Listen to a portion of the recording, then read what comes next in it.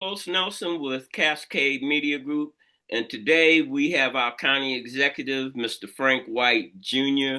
And I'm gonna cut out with all the hoo-hoo and all of that stuff. I want our county exec to talk to our community. It's been a lot of talk and a lot of this finger pointing and what have you. And I really don't think that he's had a chance to really tell the story from the county exec without a whole panel. So without further ado, uh, welcome to the show, Mr. White. Oh, good morning, Carlos, and let me see, and thank you for having me on your show. I really do appreciate this opportunity to be on with you. The last time was probably we talked earlier, 2014, when I first ran for the county legislature, and so I was appointed to this position in 2016 after the former county executive was indicted. And so I was able to run for the remaining 3 years of his term. And then I've been reelected twice since then. So this is my 11th year at the county, my 10th year as the county executive.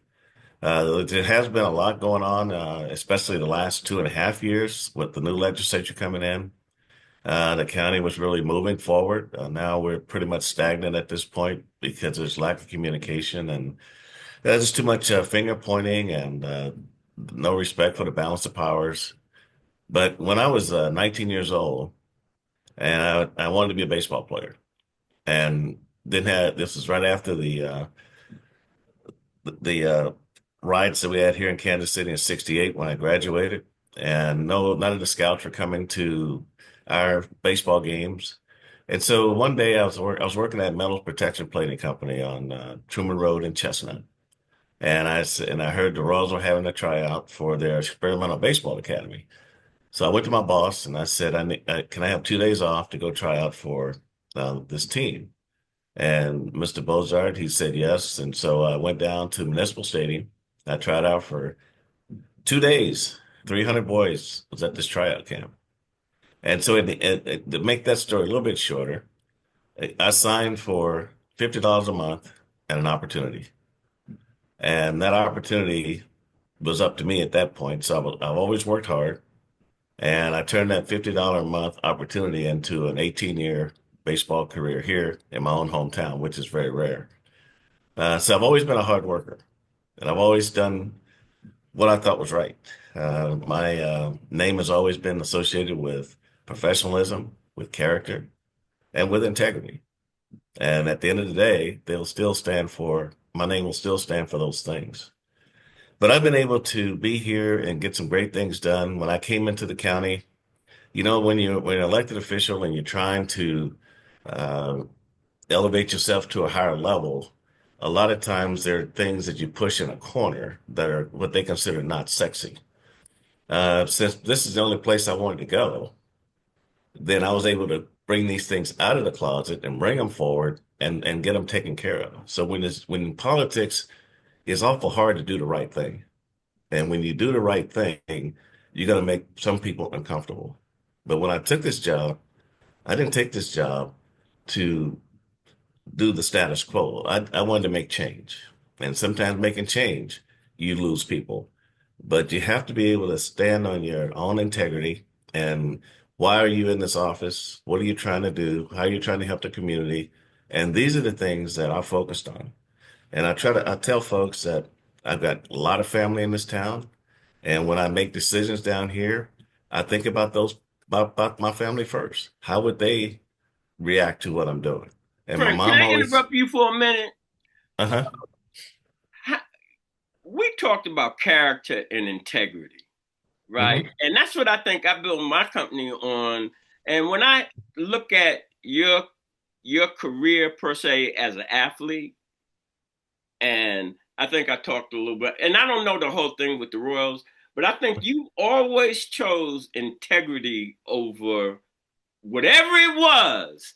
You stuck by your principles. I don't care how much money's involved.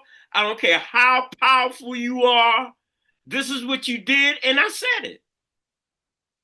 Well, Carlos, when I was with the Royals, and the thing is, when you come into this world, all you get your first name. And when you go out of this world, all you're going to have is your name. And you can give it away, but you can also protect it. And it's all about how you want to be looked at the end. And your And, family. and your family is always the most important part. And so I always felt like uh,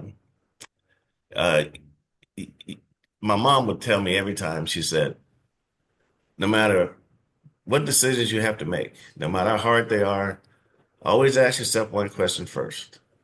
What would your mom think? And so you always got to have these checks and balances that keep you balanced. And if you come into my office, I've got one picture of me in my Royals uniform. I've got one picture of the 2015 World Series Royals, and I've got another picture of people in the cotton fields of Mississippi picking cotton. And that's something that I did in my life. My grandparents were sharecroppers in Mississippi, and I would go back in the summer and I would help them because that kept us out of trouble here in Kansas City. So when things are tough down here, I look at that picture and I say things are tough. But when I see those folks out there picking cotton and I realize how difficult that was for me, then that was my balancing point. I'll say it's hard, but it wasn't that hard. And so I think we all need to have an area in our life where we always have to come back to center and then we have to go. But you said it best when you said that your integrity is what you have at all costs because you're the one that got to look at yourself in the mirror. You remember And I told and you I was homeless and all that? yes, That put me on my back, right? And then I started using drugs and everything else. And I woke up. I was like, man, what are you doing for your kids and all of that? And you better than that. sure. You Well, look at I some think other's picture. right. I put it in Mhm. my mind about my dad, and then I looked at my kids coming up. They say, your dad is this or your dad is that. No, Mhm. no. Pick yourself up and don't let But, nobody. but you have to be disciplined. I mean, when I became a baseball player and going through the minor leagues, and I was careful who my roommate was. If I was playing every day, I didn't want to room with somebody that wasn't because they didn't come in at night. They didn't go to sleep. But you always got to watch out for the pitfalls. But in the end, when you get to this point, all you have is your character, your name, and your reputation, and that's all you want to protrude out there for people to see. And you want to be consistent. And people would say, well, what was the most difficult thing about playing baseball? What was your most difficult challenge? It wasn't facing 95-mile-an-hour fastballs. It was being able to set a level of play that was consistent every day, that people, when they come to watch you play, that they knew that that's what they were going to get. And be in the game. Because they say 95% of winning is showing up. And I showed up every day. Oh, no doubt. I wasn't. I told you Diamond Warren was my business partner, and it only cost like $2.50 back then or $3 to get in the Royals, and we would be standing behind home plate up on top with your dad, and Oh yeah. Washington's brother would be there, and James, yes. and I then remember one that. day this man in a powder blue came walking by. I didn't know who that older white gentleman. He had a black guy with him, and I found out that was his driving with him. That was Mr. Kaufman because me being from New York and we had the candy house. Remember when they had the Reggie bars? Oh yeah. All right, so when the Yankees came to Royal Stadium, I would bring 2 cases of Reggie bars. And when he hit a home run or something, we throw him out in the crowd. And that's what brought, hold it, and that's what brought the old man over there to talk to me. Yeah, my dad, he had a name for you guys. He called you guys the Rail Boys. Yeah, because you guys all you never sit down, you just sit up on the rail and make bets on the games and stuff like that. So Understand because, like I told you, I had just got here and Diamond was bringing me there, and I was like, "That's Frank White Daddy. Why he not down there behind?" But then I got it. The whole camaraderie of that group that was there. yes.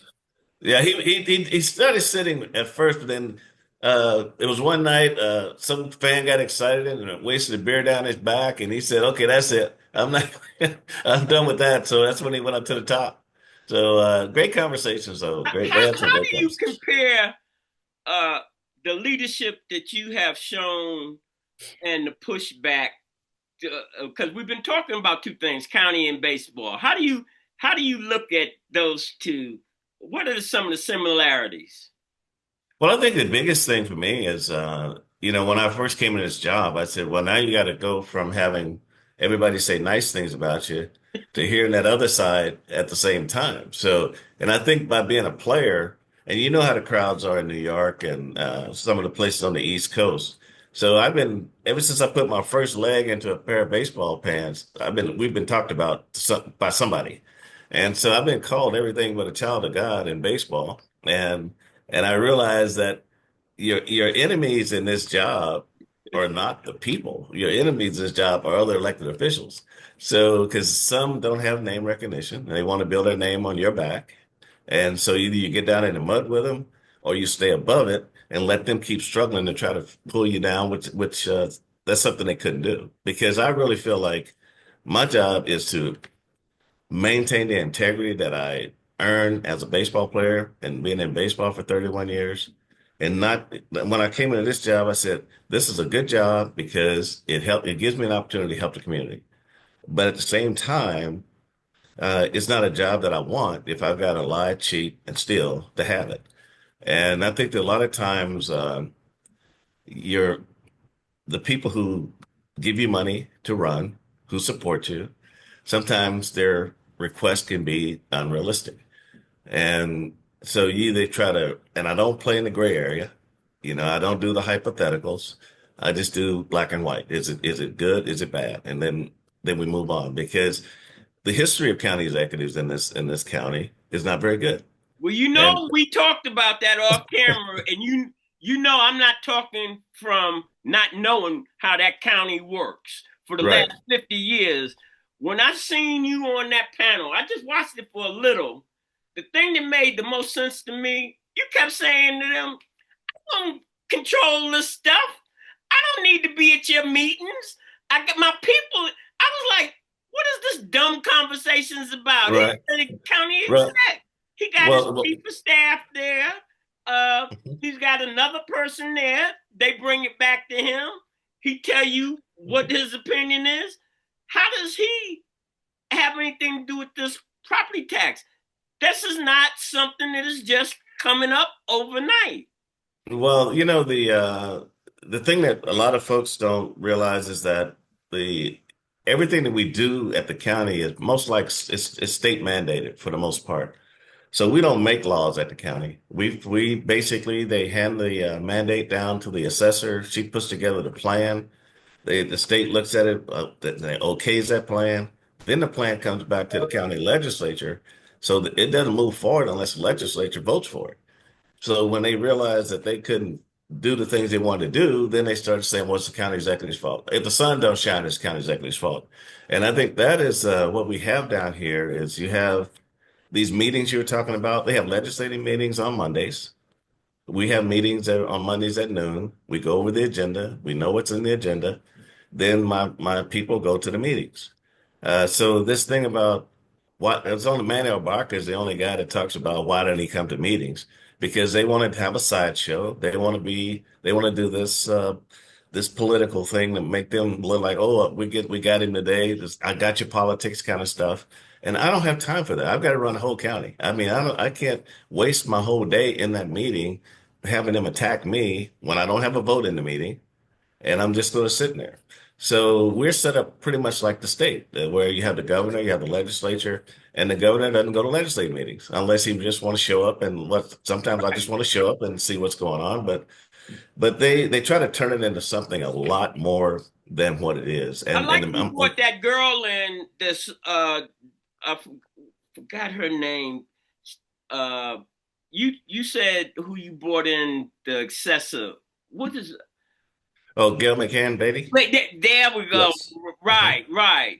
And I think like I said, I'm on the outside and I would not but I think that she has been trying to correct some of the things that's been going on for 40 years. You don't correct all of that stuff overnight. Well, Carlos, the thing that people don't realize is that the county, for years, before Gail got here, before I got here, have been assessing properties unfairly. And at some point, it catches up with you. Sometimes you walk into that perfect storm where the state says you're out of compliance, you got to do this. But Gail, when I came in here in this job, our assessor was somebody's buddy. You know, Yeah, no assessment background, no real estate background, no appraisal background. But Gail, that was her family business. So she knew right away that this was not good. And so they said, well, you should fire Gail. But how do you fire someone for following the law? It's kind of hard for the people to see what we're saying because you got politicians out there saying, well, the county executive can do this, the county executive can do that. But I can't set values. If I could set values, I'd be the most powerful man in Jackson County that's because I could, right. but I don't have that ability. Now I can change wrong addresses. I can change if you double tax, or if the assessor comes to me and say, I made an error here, I can change that.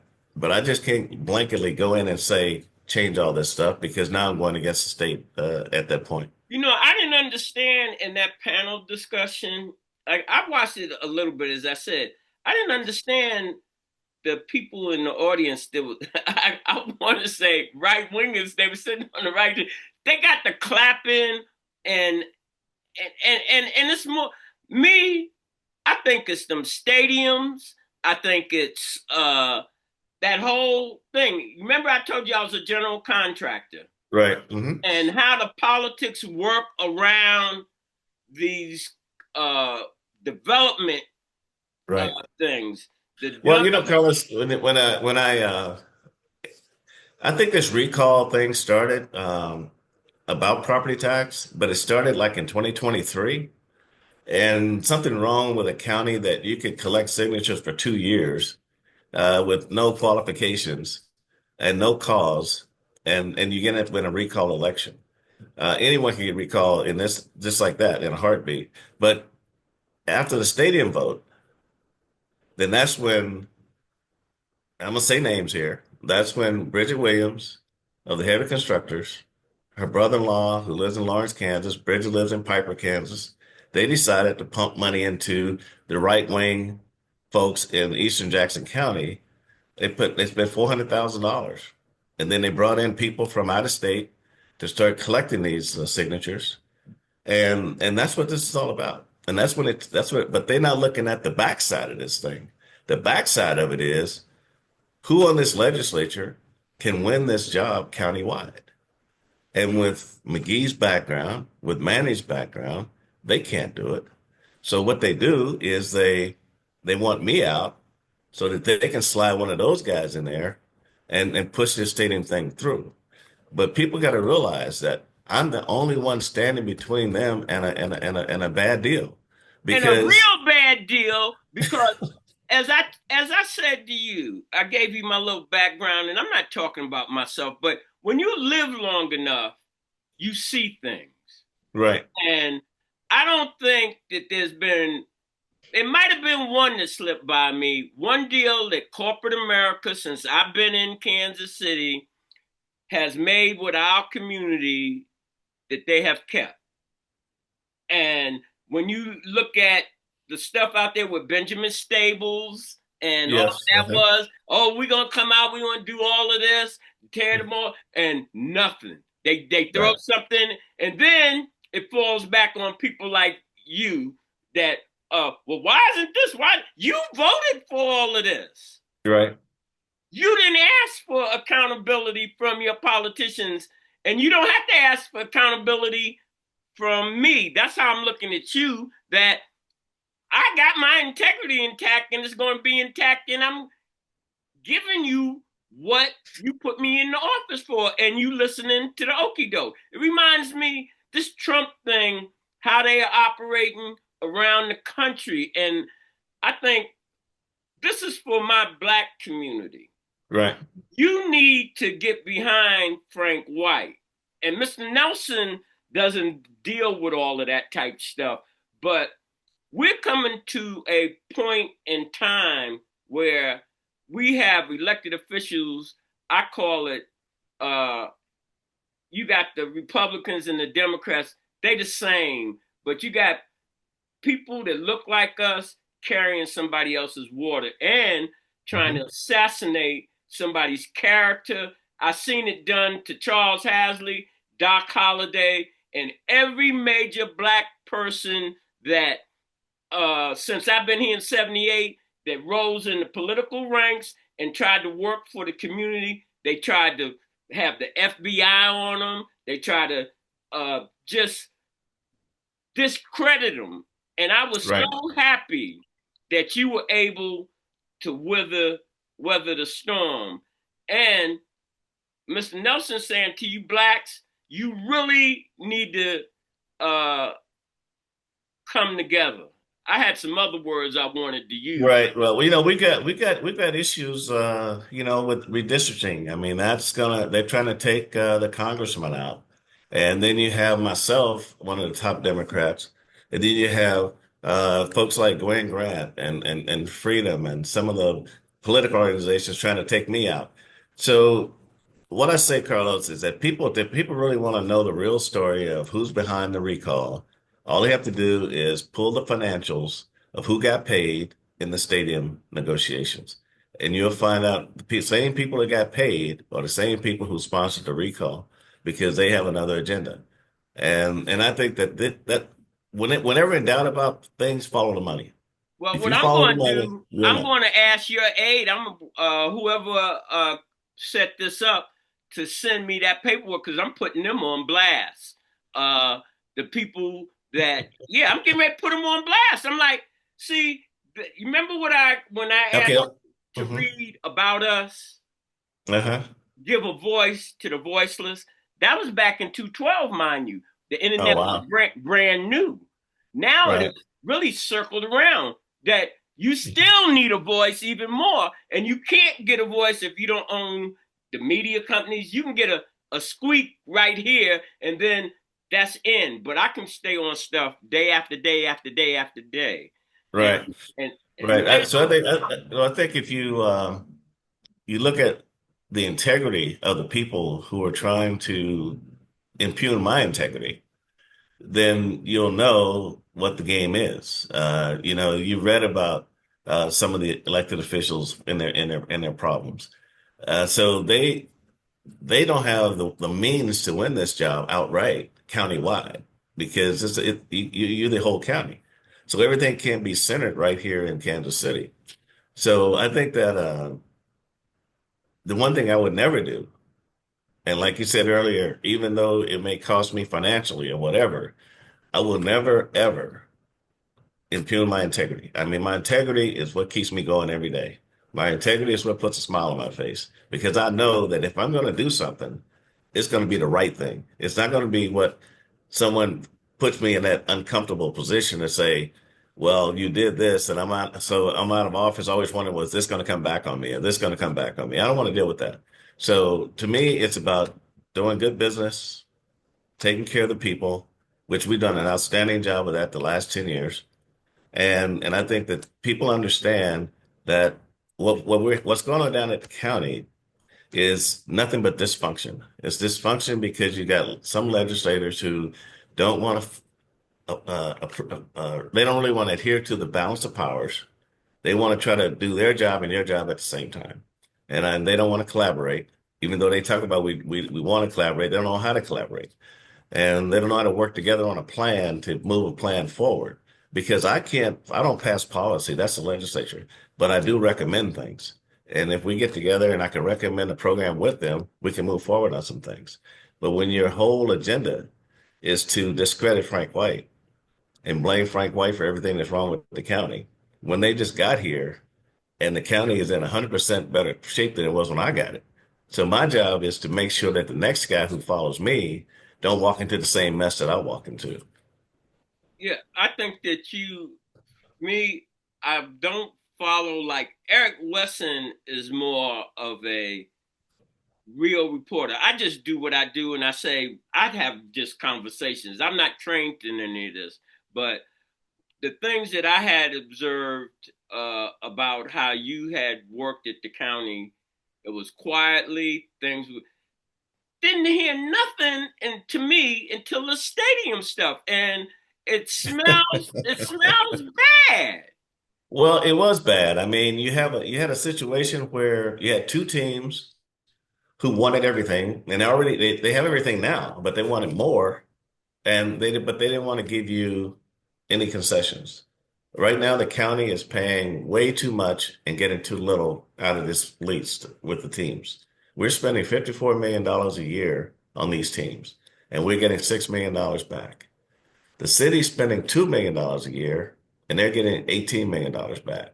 The state's spending $3 million a year, and they're getting $36 million back. Oh So, heck no! so Oh, something is wrong with this deal. So we're trying to work out I wanted to work out a lease agreement. We want both teams to stay. Don't without a doubt. I mean, well, I love both teams. rephrase that. Say that again because I have to cut this and run those figures. Who's getting what? And if you still want to get Frank White out, there's something wrong with you. Run that down one more time. Well, there are three players. There's the city, state, and the county. The city's paying $2 million a year on the stadiums, $2 million that they get from the state. And for that, they got in the neighborhood of $18 million back in sales tax, earnings tax. The state paid $3 million a year, and they got in the neighborhood of 36 to $38 million. The county pays $54 million a year, and we got $6 million back. And plus, so I'm just saying it's just not an equitable situation. And so basically, we just wanted to work with them to get a more equitable deal where the county can benefit, because this is an investment in the county. It's not, so you have private businesses that are billionaires who can probably afford to build their own stadium if they want. But right now, they get 100% from our county and our state and our city. And so but the biggest problem in that whole situation, the most egregious thing that happened on that whole thing was when Legislator McGee and Legislator Babarka went around me and they forced this on the ballot without a signed agreement from the teams. That's the missing piece. People are saying, well, they could have came back later and signed. I said, no, once they got the money, they ain't coming back. So I'm saying I'm the head of this county, and it's not going to be on my legacy to say I'll let a tax go to the ballot with no agreement that's going to cost our taxpayers 40 years of taxes at $2 billion. You And understand that's this recall is going to cost, I think, a million or how much is this one, bill? one, $1.8 million. Think what we could be doing with that.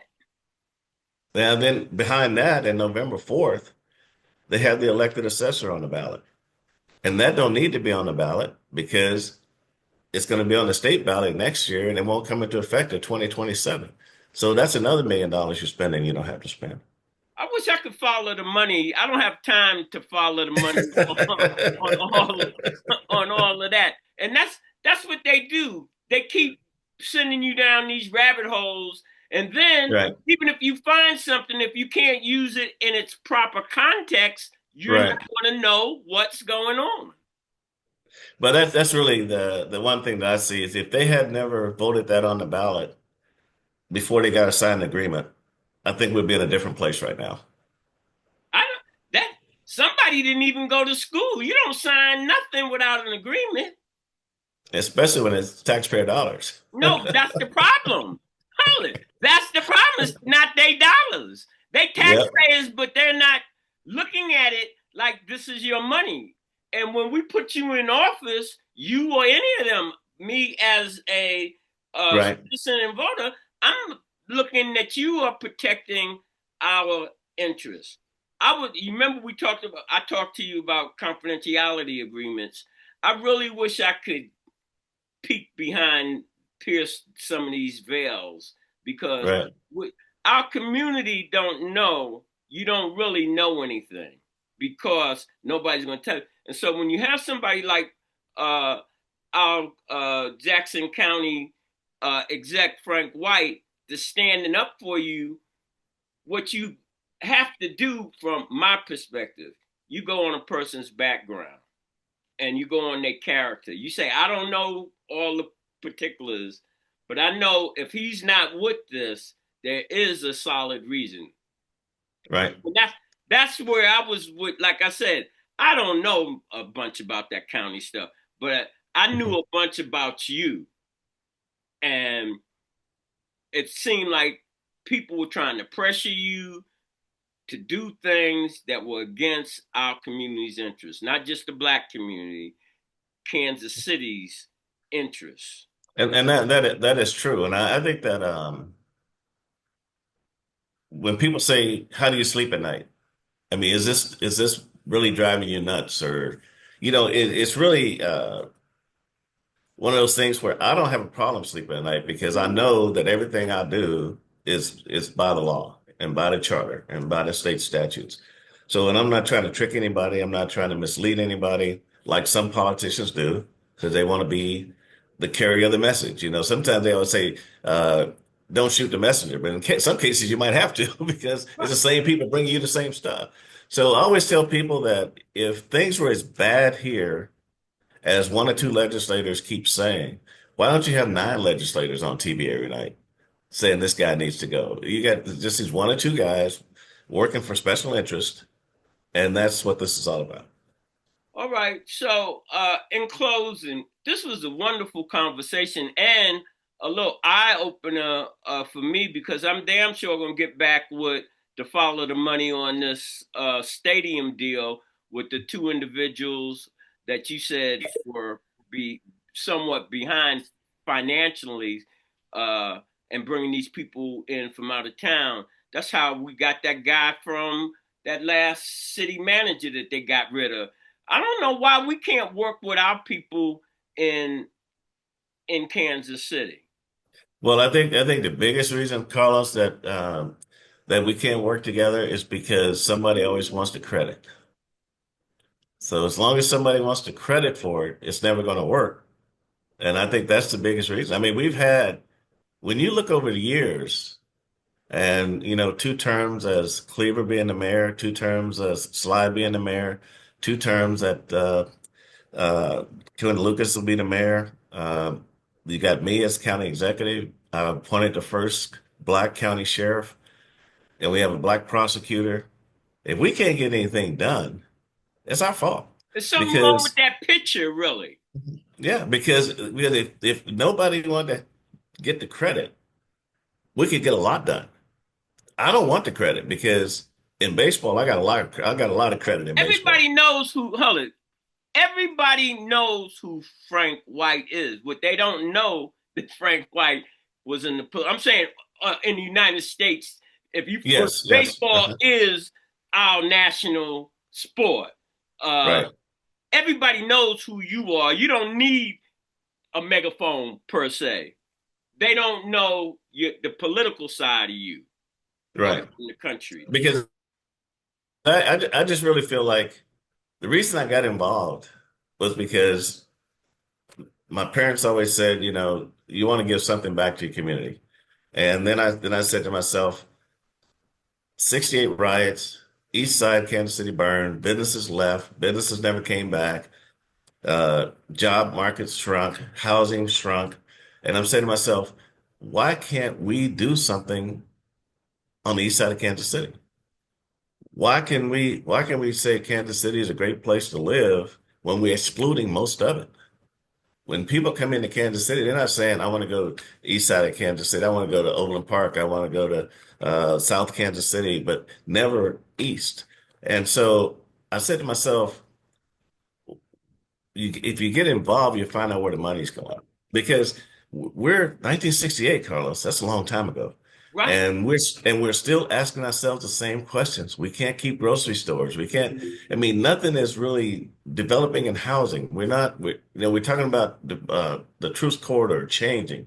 But if you don't create density east on both sides of a prospect, people that can support these businesses, they're not going to stay. They're not going to survive. Well, I think it's essential in our community. I'm trying to work with some people to get the minority contractors back. When I mentioned about Charles and all of them, back then they had a plan. Uh, we have let all of our infrastructure. I'm talking now. I'm strictly talking about the Black community. Our infrastructure fall apart. We had minority contractors. Where we had about 80 contractors. I told you I started painting for $25 a day and was able to uh, rise because we had something in place. I remember they gave me a roofing job and I didn't have credit, and minority contractors called down to Shelby Lumber and got me credit so I could get the roof. And this was back in the 80s. And Right. we had a workforce that when the politicians got the jobs, we had a workforce that could do the jobs. We Hmm. don't have a workforce. Our whole infrastructure has collapsed because of what we talked about off camera. I said friendship, kinship, and politics for the last 50 years. That's the only way you get ahead. And so Right. when the merit is out the situation, then all you concerned about is the person at the top, the director getting a large salary, but nothing is being done to maintain what you have. And now in our community, we don't have nobody. You can give them a job, a big job, but we don't have no people to work it, and there's no trickle down. Right. The trickle down is what you're missing. Yeah, you're Right, missing that and quite a that's bit. what. Again, this is in a nutshell. I'm going back to them stadiums. They got to get people like you out of office so they can get people that look like us, and we think they representing us, but they representing something totally different. Right. I think one of the other reasons too is because I was in the industry for so long and I've dealt with owners and general managers so many years that I know a lot of things that the average person don't know. The average elected official don't know. And so when I started to negotiate, then they're saying, well, he's asking for something. And we don't want to give up nothing. So, and like I say, I love the Chiefs. I love the Royals. I want both teams to stay in Jackson County, but they just have to come to the table. And I did make them an offer though, 3 or 4 months ago. I made an offer to the Chiefs. I said, this is when the Royals were working with the city to try to go downtown. I said, I'll support the 3/8 cent sales tax. I said, but I want it in thirds, a third for you, a third for the county and safety, public safety, and a third for university health, because we're responsible for university health. And so if you look at the 67 agreement, when they left Municipal Stadium and went out to where they are, the thing that got it over the hump was the healthcare piece. And that's how Hospital Hill started to transform. So there was like crickets on that. Nothing came. Boy, see, hey, Frank, one would not know that you on top of this stuff like that. I'm like, to to to Yeah. to regurgitate that is major because that's obviously you already know what's broke. They don't want to listen to get it fixed. Right. Well, see, county infrastructure is old. County infrastructure needs help. And that would be the best way to have an investment, not only with the county, but also with the community. They talk about the community benefits agreement part of the last election. This would be what better community benefit than can you give a community better health care? And so that was my That's focus life. there. That right. And so that's what my focus was there. So I think that when you get new elected officials who don't really have a lot of life experiences, and they get hung up on sweet tickets, and they get hung up on tickets to the game. They get hung up on meeting people they never thought they'd ever meet in their life. But I've already done that, so That doesn't impress you. that doesn't impress me. So I'm about the business of running the county and doing the best job I can do for the taxpayers. And when that time is over, then it's time to move on to something else. Well, I'm gonna take a line out of my partner Jim Watts's playbook. Hey Frank, when Jim does these shows, he be closing out like this. It was a plum pleasing pleasure having you on the show, Mr. White. Oh, Lord. And I say, Jim, cut it out. You know we snide in Oh, class. oh my God. We Well, trying to let me. be nailed to the train tracks and wait for Dudley Do Right to come. I remember that. I remember that cartoon. So, as we always close out, when you invest in your community, you're really just investing in yourself. Good day. This is brought to you by Kansas City Business Association, working to improve our community.